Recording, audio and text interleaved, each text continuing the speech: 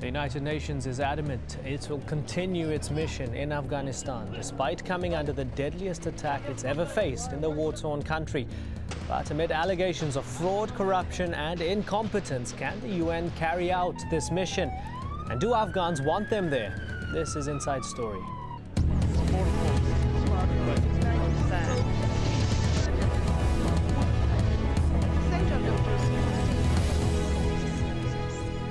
Hello and welcome to the program. I'm Imran Garda. The United Nations says its commitment to Afghanistan will not be derailed despite a deadly attack on its staff. The attack was the deadliest against the UN in Afghanistan since the US-led invasion. 5 UN staff were killed when suicide bombers stormed a guest house in central Kabul on Wednesday. 4 Afghans were also killed in the ensuing gun battle between police, UN security and Taliban fighters. A 5-star hotel in the city was also targeted and shelled, although there were no casualties in that attack. The Taliban has claimed responsibility for the raids. In a statement, they said this was just the beginning of their campaign to disrupt the presidential runoff election next week. While speaking in New York, Ban Ki-moon said the United Nations will continue its work in the country. Those who gave their lives today came to Afghanistan armed not with guns or bullets. They came with a more powerful weapon, hope. Hope for a better day for Afghanistan and the commitment to help its people build a better world and better future. We will not be deterred from this noble mission. We stand by the people of Afghanistan today, and we will do so tomorrow.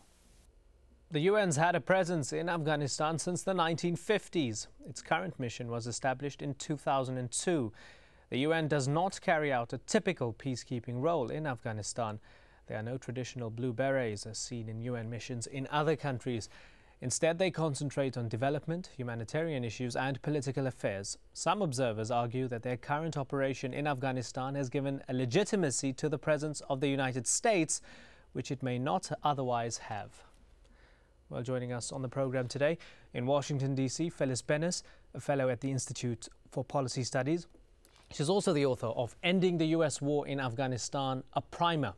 And in New York, Ahmed Fauzi, director of the News and Media Division in the United Nations Department of Public Information. He was also a spokesperson of the former UN envoy in Afghanistan. We were going to be joined as well by Khalid Pashtun from Kabul, a member of the Afghan Parliament for Kandahar province. He was summoned to an urgent meeting. It's a pity we don't have him, but we'll carry on nonetheless. Let's start off with Ahmed Fauzi in New York. From a tactical point of view, from the Taliban's point of view, this latest attack seems to make perfect sense, doesn't it, sir? The UN was attacked in Iraq in 2004, which led to then Secretary General Kofi Annan pulling out staff from Baghdad. The Taliban must be hoping for the same here. If they attack you, eventually you'll pull out.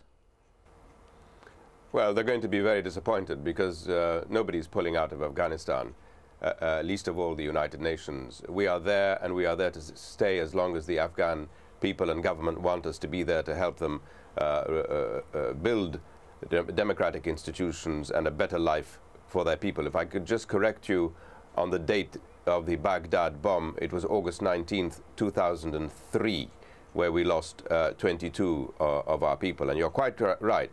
That's when the United Nations began to realize that it was a target of terrorism. We were bombed in Baghdad, in Algiers, lately in Islamabad, and just recently, as you know, in Kabul.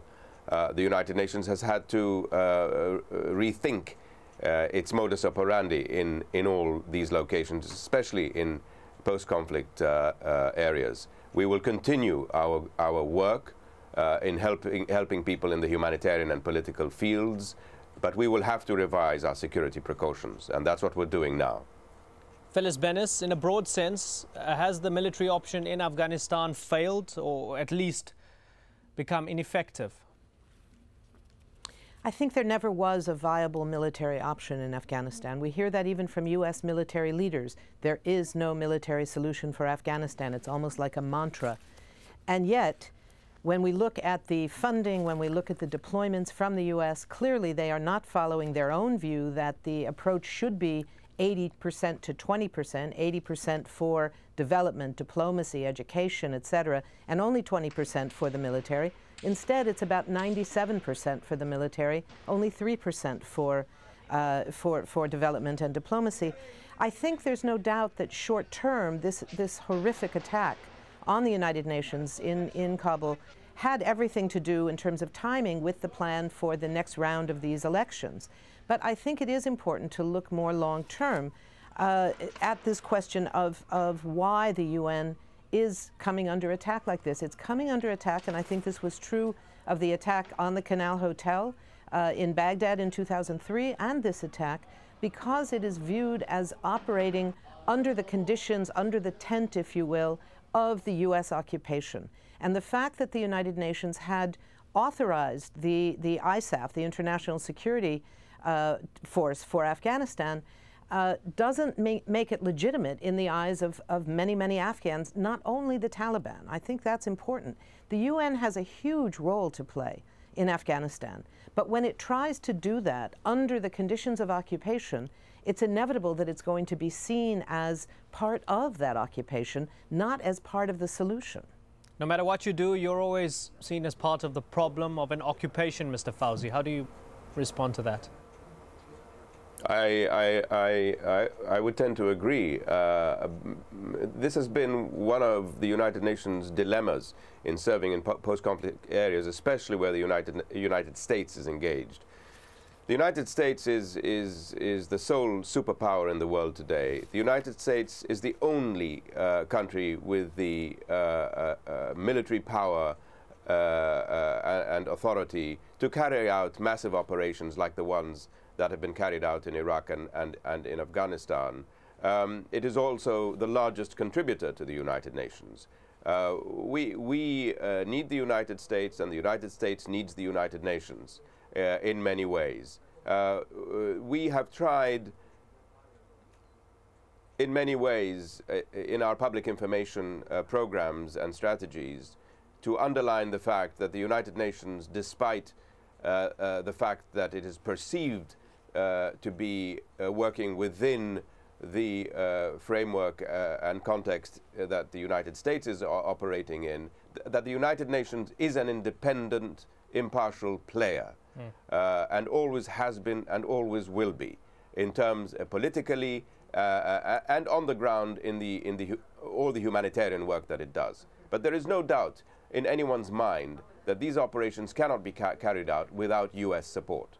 Do you need the United States to make up its mind with regards to troop reinforcement?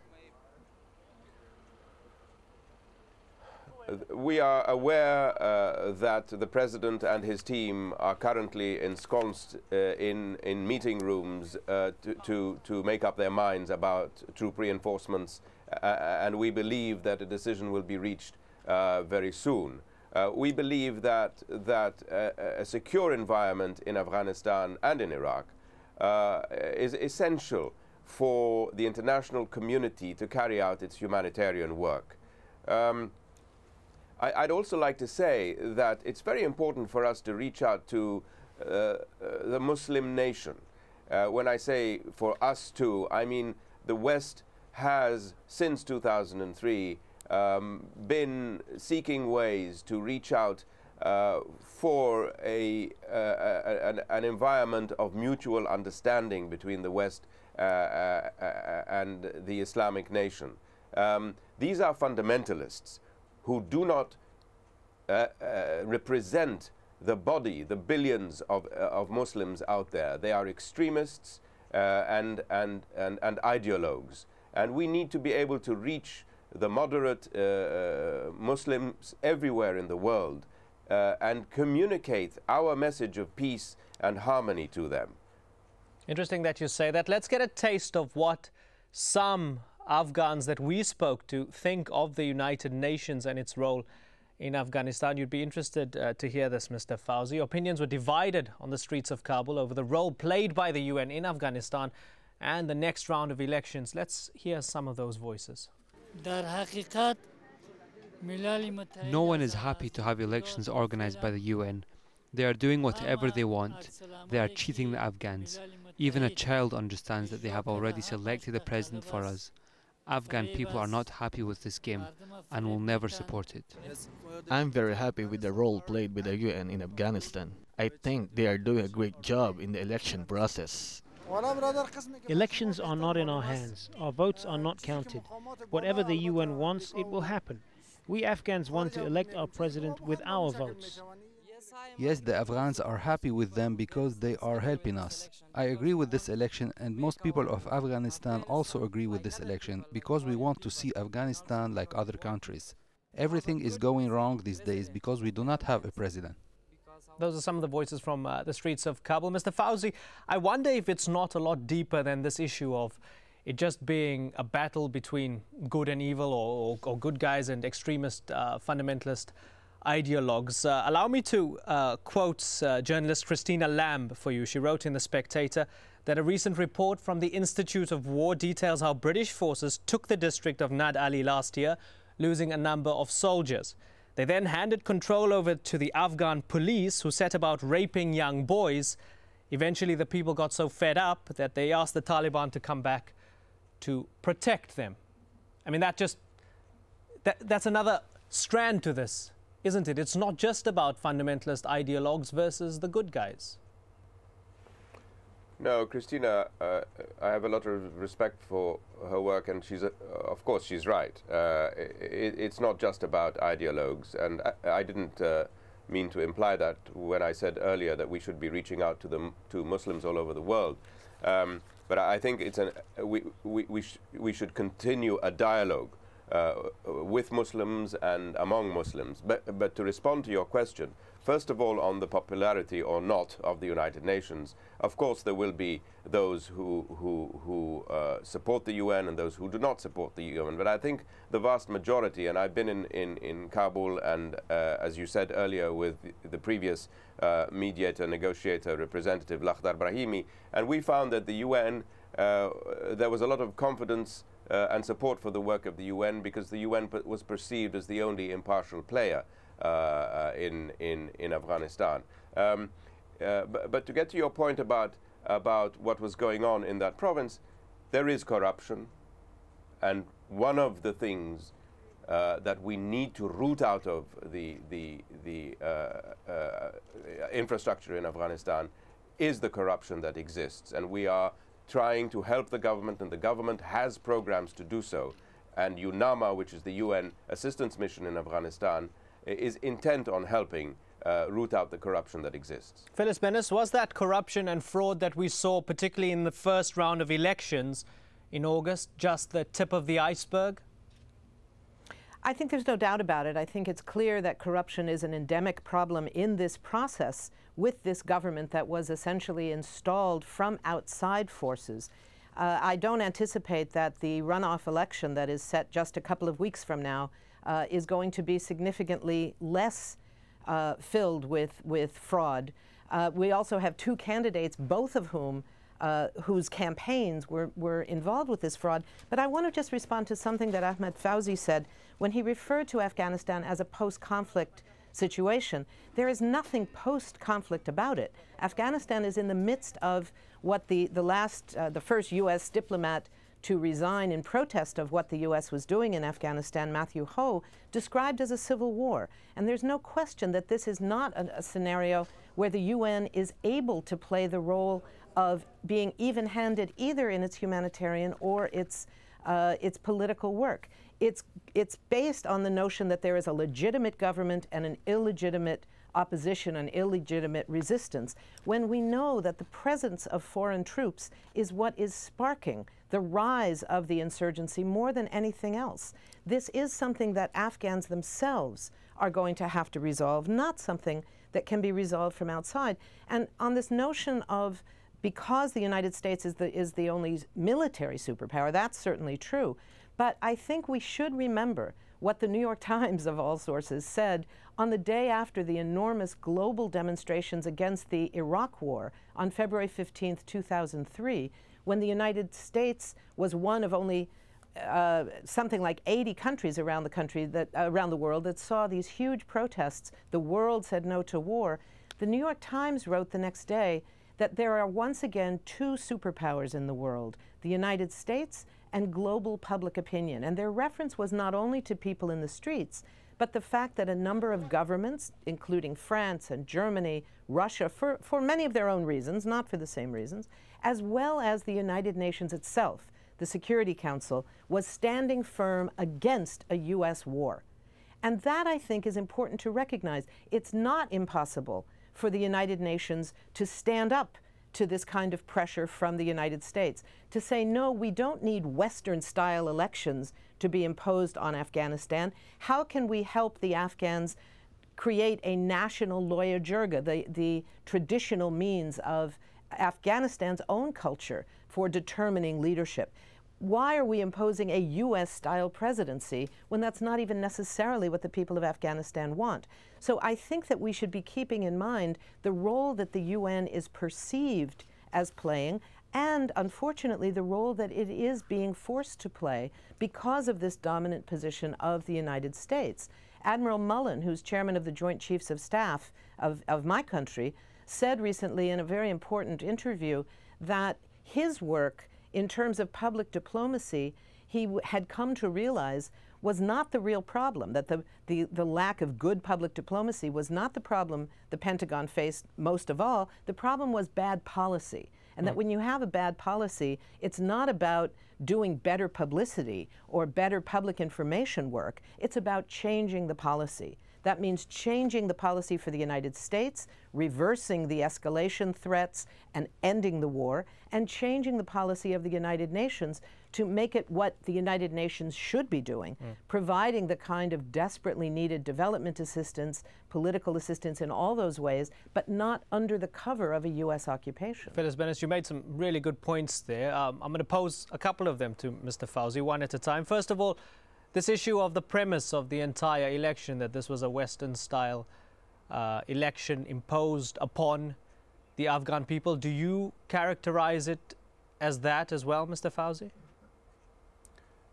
No, I agree with most of what Phyllis said. On that point in particular, this has been an Afghan-led election. The IEC, the Electoral Commission, is an Afghan-created body. The UN assisted, and in fact there are one or two, I think, international experts on that commission. I think that the whole electoral process is one that was reached through a process of consultation with the Afghan government and Afghan authorities, and there are hundreds of Afghan civil society was part of this whole process. But the IEC has been proven to be problematic, hasn't it? I mean, members were handpicked by Hamid Karzai. It initially gave that massively flawed election a clean bill of health. And even Peter Galbraith, who was sacked basically for speaking his mind, he said the UN must stop pretending that the Commission is anything other than a pro-Karzai institution. So you say it comes from the Afghan people, but there are many problems with the IEC, as we've seen, regarding that first round of elections. Yeah, the fact of the matter is that we said that we detected fraud, that they said that they detected fraud, and that fraud was seen to have been committed at the end of the day. And whatever problems are perceived to have taken place during that process, the outcome was that there was fraud committed, and that's why we're going for a second round. On the question of a loya jirga, indeed, if that's what the UN people and UN society wants, that's what should happen. But at the moment, they have chosen to go for elections. And in the past, we did assist in forming a loya jirga and organizing more than one loya jirga for the Afghan people. But Ahmed, no one was at this stage, we're going for a second round. Okay, come in, Phyllis. Come in, Phyllis. I was just going to say that no one in Afghanistan was really asked do you want a presidential parliamentary system with a Western-style election? That was never posed. When you say that the Afghan people decided, it was the Afghan government under Karzai who decided it. And they were created, that government was created through a US-UN process that began in 2002, went through a set of processes that did not involve the vast majority of the people of Afghanistan. So I think that it's really somewhat misleading to say that because the government that was put in place by the initial process decided that they wanted this process to continue, that that's somehow the opinion of the people of Afghanistan. Mr. Fauzi? Well, there was, if you remember, after actually the process began in 2001, as you will recall, after the fall of the Taliban, and then there was the conference in Bonn, which produced the Bonn Agreement. And as you quite rightly say, Hamid Karzai was chosen to lead the country at that time. However, between then and now, there already have been in the mix? Who put Hamid Karzai in the mix? What I said was Hamid Karzai was selected, and as you said, it was a selection that took place by several members of the international community and was approved by the Afghan parties who were in Bonn. But what I want to stress is that since then there was not one but two lawyer jirgas and an election process that confirmed Hamid Karzai in place. I'm merely stating fact. I'm not supporting one or the other side. I'm saying that if this election chooses another leader, so be it. You know, we want to help Afghanistan reach, conduct free and fair elections and reach a decision on its own merit. Mr. Fauzi, what happens if there's corruption and fraud in the second round, in this runoff? What happens then? Will the entire legitimacy of everybody who was involved be even more seriously called into question? Well, of course, it will be a very serious situation. I can't predict what's going to happen or speculate what will happen if that is the case, but it will be a very serious situation that we and the international community and the Afghan people will have to consider. Do we go back to the drawing board? Do they call for a lawyer jirga? Will this stalemate produce another leader? We will have to wait and see. Phyllis Bennis, to wrap up, 30 seconds please, we're almost at the end of the show. I think that the only solution for Afghanistan is to have the international occupying forces leave. It's not protecting people. The presence of the current troops are not protecting people. The presence of more troops would not protect people even more. The presence of the United Nations is going to be unable to do what it needs to do as long as it is operating under the conditions of the US occupation. If that doesn't change, we risk seeing another tragedy, like the killing of the people in the Afghan capital yesterday at UN headquarters. We don't want this to be another Iraq. It's got to stop now. We hope it doesn't become another Iraq. Phyllis Bennis and Ahmed Fauzi, you both made some terrific, strong, very valid points. Thank you very much for joining us in this discussion today. Thank you. And it's a pity we didn't have Khalid Pashtun joining us as well from Kabul. Nevertheless, thank you all, and thank you so much, the viewer, for joining us here on this edition of Inside Story. Bye-bye.